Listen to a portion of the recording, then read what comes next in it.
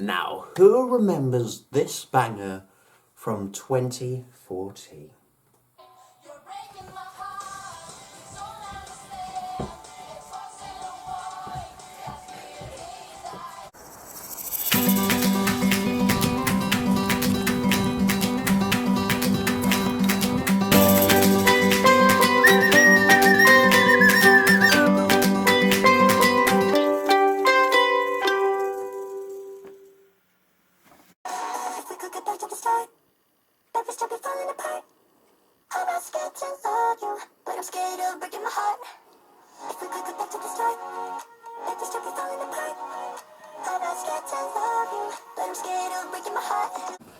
Hi here, Finss here. I'm back for another one of my independent reviews, giving my review of all 37 entries for Eurovision 2023 that will take place in Liverpool very shortly.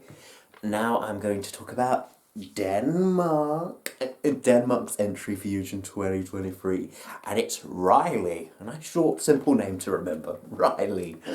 And the song, You're Breaking My Heart. Yes. Now, let's go back to the start, before you'll be breaking my heart.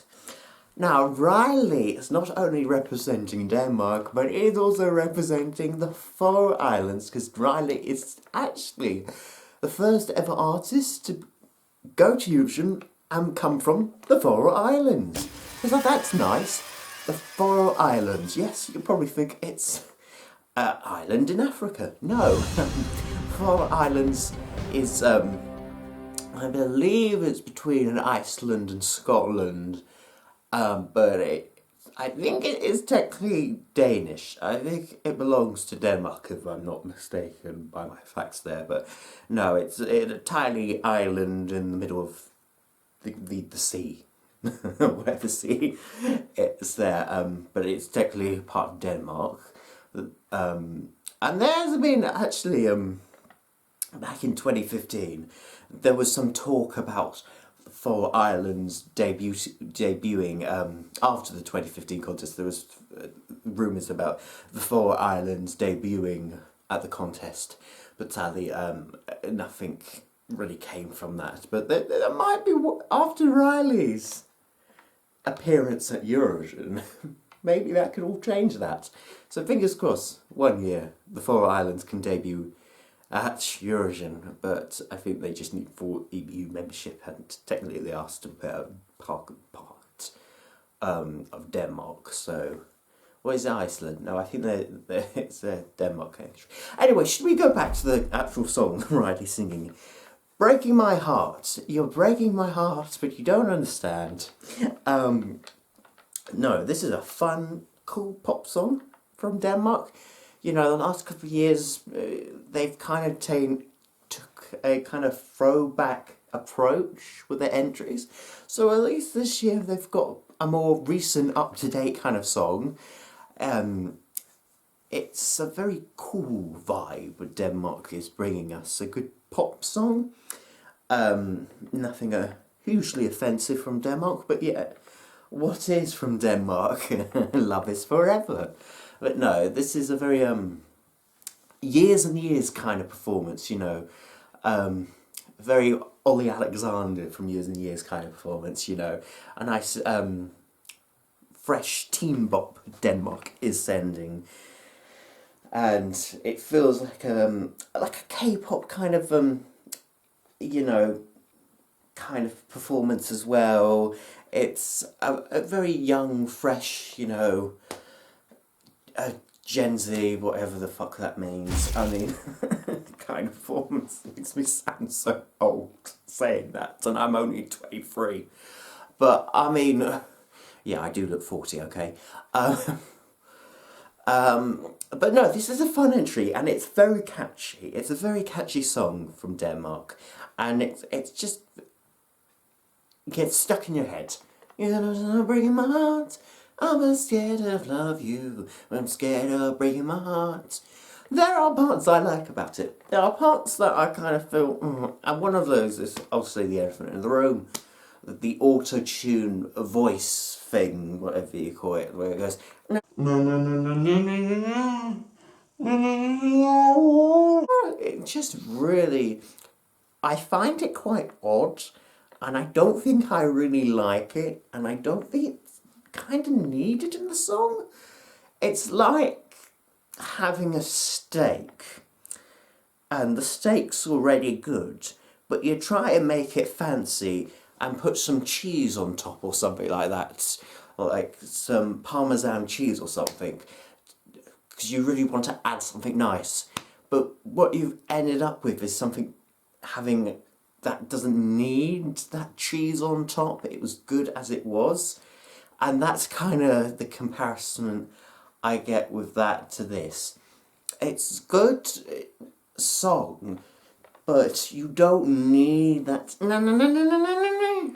I was gonna love it when he's singing the chorus, the refrain. When you start breaking my heart, I want to hear his voice. I don't want to hear this annoying auto tune in my ears going no no no no no no no no no no no no no. It's just like, do we need it?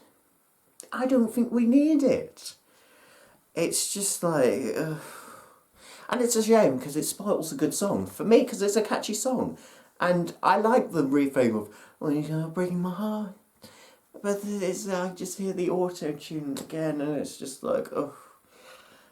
I mean, yeah, it does loop a little bit at the end. Like, there's not a really proper climax. There isn't a kind of a moment in the song, so it feels a bit empty in that sense.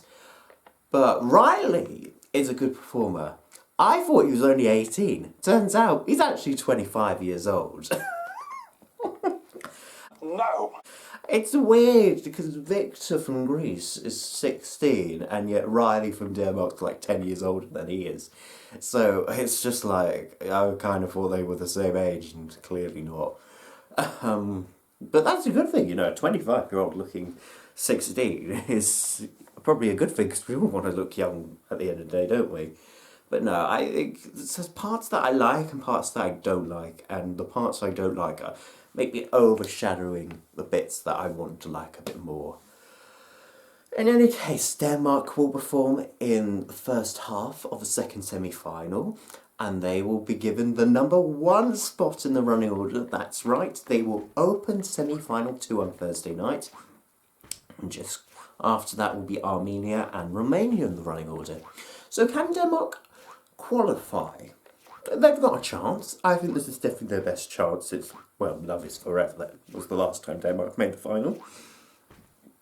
Yes, I think it can, but I wouldn't be surprised if they become like the shock non-qualifier, if I can say shock.